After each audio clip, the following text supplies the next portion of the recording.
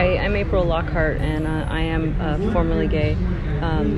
My testimony goes back as far as I can remember. I was living with same-sex attraction. I didn't know what it was because I grew up in the church. And when I was about 15, I had my first girlfriend.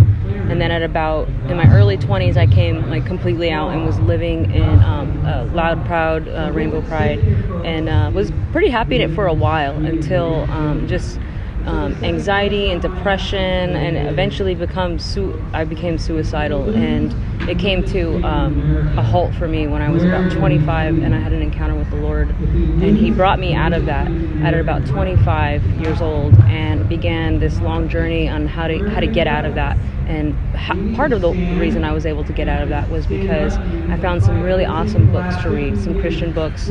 I read a lot of scripture.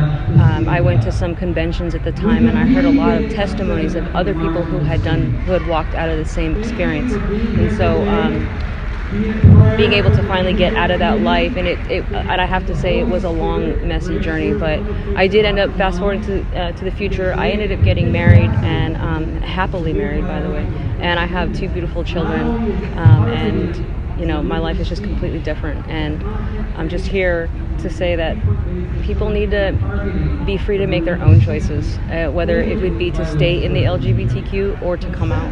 And this bill that we're standing against today is preventing people like me from finding the help that they so desperately were seeking. So that's my story.